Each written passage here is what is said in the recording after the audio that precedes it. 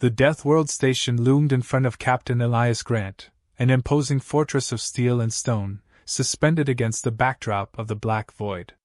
Towering spires, covered in alien symbols, stretched into the ether, their angular design a reminder of the brutal civilizations that called this place home.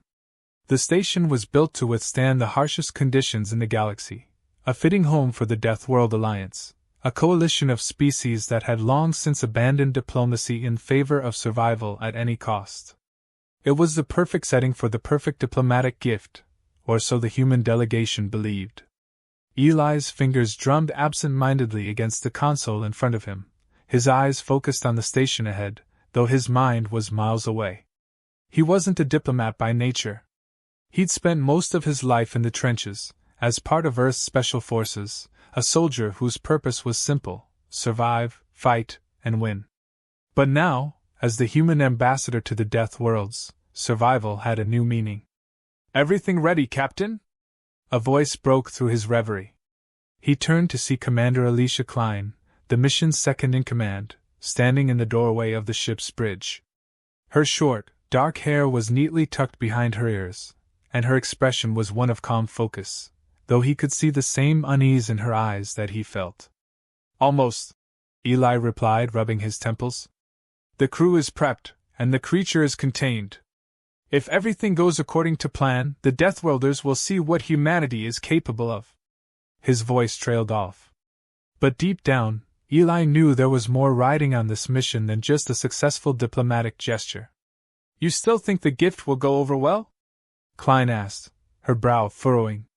Eli sighed, his hand now resting on the small pouch of Earth soil sitting on the table in front of him. "It's the only thing we've got.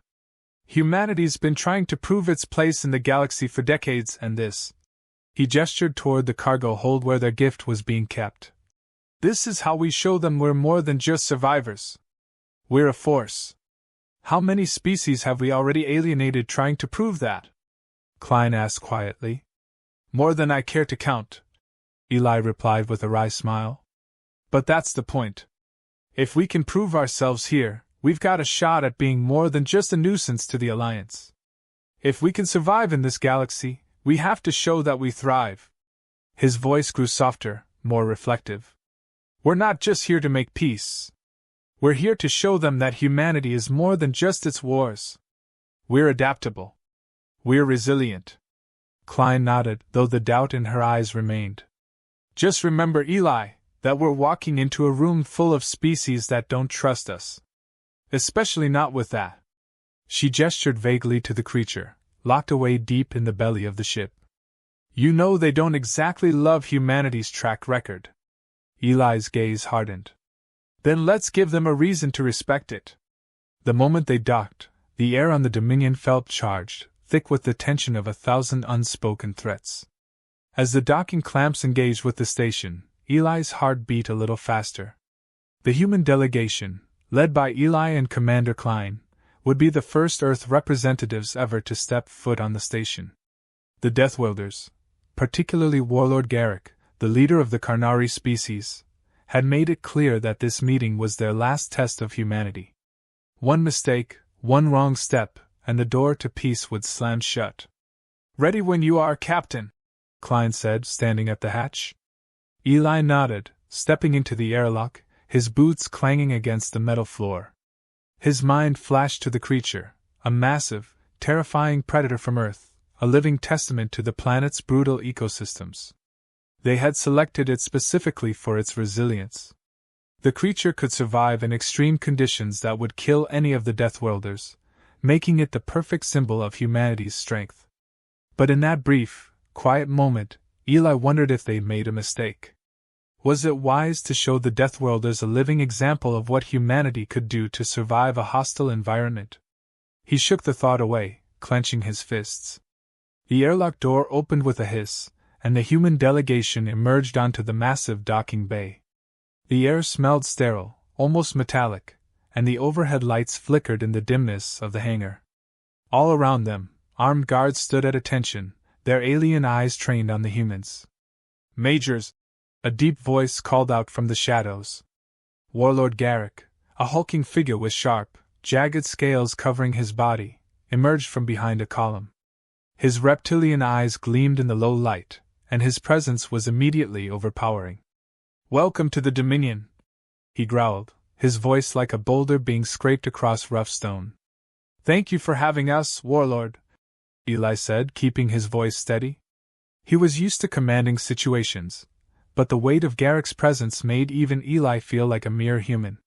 "Let's get this over with," Gharok said bluntly, gesturing toward a large, circular chamber where the Deathworld Alliance representatives were already assembling. "Your gift will be examined and tested. We'll see if your species truly has a place in this galaxy." He paused, his eyes scanning the human delegation. "Fail, and you'll learn what happens to species who overestimate themselves." Eli's pulse quickened. It was time. He followed Gharok and Klein into the chamber, where the creature awaited, its containment chamber still humming with the low whine of power. The room was massive, with walls lined with advanced technology and observation panels. Several alien diplomats stood to the side, their eyes narrowed as they observed the human arrival. It was clear that every single one of them was skeptical, some out of disdain, others out of fear. At the center of the room, the creature was revealed. It was a massive, multi-limbed beast, with claws like blades and a shrieking call that sent a shiver down Eli's spine. The creature, a heavily modified version of Earth's largest land predator, stood silently in its cage, its glowing eyes tracking every movement in the room. For a moment, the tension in the room was unbearable. One of the alien delegates, a slender creature from the Saltrian species, spoke up, his voice high and sharp. "You bring this? A gift to show your worth?" He scoffed. "It is no better than the beasts we hunt on our own worlds." Eli held his ground. "This beast, as you call it, survives in Earth's deadliest environments. It thrives where few can, and it shows the resilience of humanity. We are survivors, and we are ready to prove it." The creature roared suddenly, breaking the tense silence, sending echoes through the room. The screeching sound felt like a warning, not just from the creature, but from the heart of humanity itself. Eli's chest tightened. The gift was alive, and it was hungry. So was humanity. The Deathworld station vibrated with an ominous hum, as though it itself was holding its breath in the wake of the creature's arrival. Eli Grant stood at the edge of the observation chamber, eyes fixed on the predator locked in its cage. The creature, an apex survivor from Earth, paced restlessly, its massive claws scraping against the metal floor.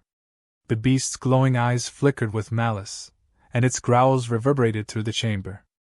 It was supposed to be a symbol, a living testament to humanity's strength and survival against all odds. But now, watching the creature's violent movements, Eli couldn't help but feel a creeping sense of unease. The council had gathered around the viewing platform, observing the creature through reinforced glass. Their faces were a mix of curiosity, disdain, and outright fear. Eli couldn't shake the feeling that something had gone horribly wrong, and the worst part was that he couldn't pinpoint why. The creature let out another terrifying roar, shaking the chamber's walls. The sound was deafening, and Eli felt the weight of it deep in his chest. It was an angry, primal sound, a reminder that humanity's strength was not a mere concept, it was living, breathing, and unrestrained. "Is it supposed to act like this?" Klein's voice cut through his thoughts, her tone laced with concern. She stood beside him, her eyes glued to the viewing platform. "It's responding to the station's environment," Eli said, though the words felt hollow. "We've adapted it to survive extreme conditions, temperature fluctuations, reduced oxygen, low gravity, everything. It's supposed to be an example of how humanity thrives in hostile environments." Klein didn't look convinced. "Maybe this wasn't the right gift, Eli." Before he could respond, a voice boomed from across the room. "This is an abomination, not a gift."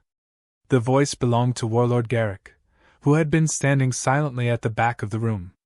The Karnari leader's massive form shifted forward, his reptilian eyes glowing with contempt. "What you humans call survival, we call barbarism." Eli's jaw tightened. He had expected Gharok's disdain, but hearing it spoken aloud in front of the council was a different matter. He took a deep breath and approached the viewing platform, forcing himself to remain calm despite the growing tension. "Peace, Warlord," Eli said, his voice steady but firm. "This creature is a gift, one that proves humanity's will to survive. It is a symbol of the lengths we will go to in order to thrive. You may not like the method, but you cannot deny the strength behind it." Gharok's eyes narrowed as he studied the creature, which had begun to thrash violently against the containment walls. "Strength?" the warlord scoffed. "What you see as strength, I see as instability. This creature, this monster, is no different from the wild beasts we wipe out in our territories. You send this to us as if it's some honor, but it reeks of desperation." The other delegates shifted uncomfortably, murmurs spreading through the room. Eli felt the weight of their judgment. They had expected something more refined, a token of diplomacy. Instead, they were presented with a living nightmare. Eli turned to face the creature, his expression hardening. "This is not a monster, Warlord. It is a survivor. And that's what humanity is, too. We survive against all odds, not because we're perfect, but because we fight to stay alive. And we build through the chaos we build." Gharok seemed unmoved. He gave a small, dismissive snort before turning to address the council. "And this gift is supposed to prove that humanity belongs in our galaxy? You want us to trust you because you can keep this thing alive?" Eli's patience was wearing thin. He stepped closer to the viewing platform. "I didn't come here to beg for your trust, Warlord. We came to show you that we've learned from our past. Humanity isn't defined by war alone, we're defined by our resilience. And that's what we bring to this alliance. Not perfection, but strength in the face of adversity." The tension in the room was palpable. But just as Eli felt his words begin to take root, the creature gave another ear-splitting roar. This time, the force of its screams sent a shockwave through the observation chamber. The glass walls cracked. "Warning, structural damage detected," a calm voice chimed from the ship's automated system. "Containment breach imminent." Panic rippled through the council as the creature continued its violent thrashing. Eli's eyes widened. This was it. The worst-case scenario was unfolding before him. The station's systems were already struggling to keep the containment intact, and the creature was showing no signs of calming down. "What the hell is happening?" Klein shouted, her voice sharp with urgency. "I don't know," Eli said, his heart racing. "This wasn't supposed to happen. It shouldn't be able to break free like this. The biotech was designed to keep it in check." Gharok growled, his massive frame shifting with the weight of his anger. "You've sent a beast aboard my station, Major. And now, it's threatening everything we've worked for. Not just the station," Eli muttered under his breath. He turned to the crew behind him. "Get to the control room. Shut the creature down before it does any more damage." The team moved quickly, but Eli knew the creature's rampage had already set off a chain of events that couldn't be undone. The Deathworlders, already suspicious of humanity's place in the galaxy, were watching every move. If they failed here, peace would be impossible. The creature's roar grew louder as it broke through another layer of containment, its claws ripping through reinforced metal like tissue paper. The station groaned, its walls shuddering with the violence of the attack. Eli gritted his teeth, his mind racing. The galaxy didn't just want humanity to survive, they wanted them to fit in.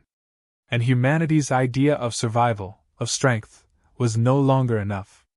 The creature was supposed to be a symbol, but now, it was a nightmare. "Captain," Klein's voice crackled through his communicator. "We can't stop it. The creature's out of control. It's going to tear through the entire station." Eli's heart sank. He had failed. Not only had the creature been released, but it was now threatening to unravel everything they had fought for. Peace talks with the Deathworld Alliance? In ruins. Humanity's future in the galaxy? Hanging by a thread. "We'll fix this," Eli muttered, his voice hardening. He turned to face the council one last time. "I'll fix this. Humanity won't be defined by this mistake." But as the creature roared again, echoing through the station, Eli wondered if it was already too late. The screaming hadn't stopped, and neither had the consequences.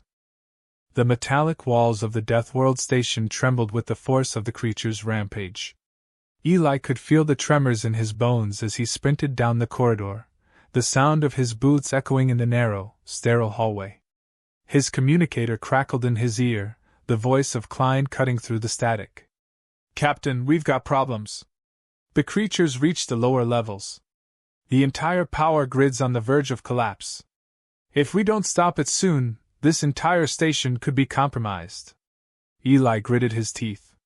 His fingers tightened around the edge of his weapon, but there was no time for tactics now. The Deathworld Alliance had already made their judgments. If they didn't regain control, the consequences would be catastrophic. A galaxy-wide war could erupt from a single failure, humanity's failure. The station was designed to withstand almost anything, but they hadn't accounted for this. Not for a creature that had evolved on a world far more hostile than anything the Deathworlders had ever known. The Earth creature had been meant to prove humanity's resilience, not to destroy their first peace talks in the process. As Eli rounded a corner, he saw the security team blocking the entrance to the central control room. Their faces were a mix of fear and determination as they aimed weapons at the bulkhead, where the creature's primal roars echoed from within. "Captain?" Klein shouted as she approached, her face flushed with exertion. "We've been trying to isolate the breach, but the creature's more than we bargained for. It's tearing through everything. If we can't get the containment system back online, the entire station will go into lockdown." Eli didn't hesitate. "What's our move?" Klein looked at the team, her jaw set. "We have one chance, Eli. We've got to manually override the security systems. It's risky, but if we can reset the creature's containment protocol from the control room, we can trap it before it destroys everything." "Then let's move," Eli said, his voice sharp with urgency. They pushed through the security doors, and Eli felt the weight of every eye on him as they stepped into the control room. The holographic screens flickered, displaying frantic data feeds. Crew members scrambled at their consoles, trying to regain control, their movements hurried and disorganized. "We're running out of time," Klein said, approaching one of the consoles. "If we don't act now, we'll lose the station." Eli's gaze swept across the room, but his thoughts were elsewhere. His mind replayed every conversation, every warning he had received about this mission. Humanity had never been trusted in the galaxy, and now they were teetering on the edge of proving everyone right. It wasn't just the creature that had failed, it was humanity's ability to adapt to galactic politics. They had gambled everything on this peace talk, and it was slipping through his fingers like sand. "Captain?" A voice snapped Eli out of his thoughts. It was a technician at the back of the room. "The containment grid is online, but we need manual authorization to lock the creature down. It's gone rogue. I can't do it remotely." "Then give me the override," Eli said, his voice cutting through the panic. "I'll do it." The technician handed him a small, secure data pad, and Eli quickly accessed the system. The screen blinked before filling with complex codes, the containment systems flashing red as they fought to maintain control. "Override code accepted," Eli muttered under his breath. "Now come on! Come on!" The seconds stretched into an eternity. The screen flickered, and for a moment, Eli thought it had failed. But then, the lights shifted. The alarms stopped blaring. The systems began to stabilize. "Yes!" Klein shouted, relief flooding her voice. "The creature's containment has been restored. We've got it locked down." But before they could fully exhale, the doors to the control room slammed open, and a towering figure stepped into the room, blocking the entrance. Warlord Gharok. His massive frame filled the doorway, and Eli instinctively reached for his weapon, though he knew it would do little against the Karnari leader. Garrick's reptilian eyes glimmered with restrained fury as he stepped forward, his voice booming in the tense silence. "You've done well, Captain," Gharok said, his tone laced with sarcasm. "But your people have done something that no one will ever forgive. You've unleashed chaos on my station, and for what? A show of strength?" Eli's jaw tightened, but he stood his ground. "We didn't send the creature to destroy your station, Warlord. We sent it to prove humanity's resilience. It was meant to be a gift. A gesture of peace. Peace? Gharok's eyes narrowed. You call this peace? You come into our home with a creature from your dying world, one that you've barely contained, and you expect us to embrace you as equals? It wasn't supposed to go this way, Eli said, his voice low but firm. I get it, Warlord. You think humanity's a threat. That's what this was really about, isn't it?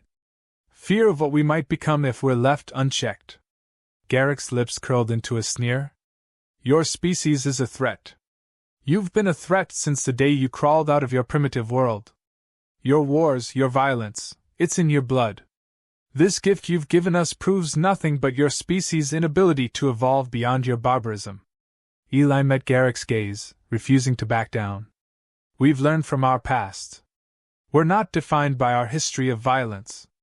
We are more than the sum of our wars. And we're here to prove that. The warlord's eyes glinted with cold amusement. Prove it then. Prove that humanity can be trusted. Before Eli could respond, the voice of the technician echoed across the room. Captain, the creature's containment is failing again. We've lost control of the secondary systems. Eli's heart dropped. Gharok's presence alone was enough to rattle the situation, but now the creature was slipping past their control. His mind raced as the alarms blared once again, signaling a breach. Don't let it out! Eli shouted to the crew, turning his focus back to the control panels. The creature was already wreaking havoc in the lower levels of the station. If they couldn't stop it soon, the consequences would be far worse than just a damaged reputation. You'll have to do better than that, Captain, Gharok mocked, stepping closer. If you can't control your gift, how can you control the galaxy? Eli clenched his fists, feeling the weight of the warlord's challenge. You're right about one thing. We can't afford to make mistakes. Not anymore. With a deep breath, Eli turned to the technicians, his voice cutting through the chaos. Activate the emergency lockdown. If we can't stop it manually, we'll trap it in the station's core systems. As the technicians scrambled to follow his orders, Eli met Gharok's gaze one last time. Humanity doesn't run from its mistakes. We face them head-on. The creature's roar echoed from the depths of the station, but in that moment, Eli knew the battle wasn't over. It had only just begun.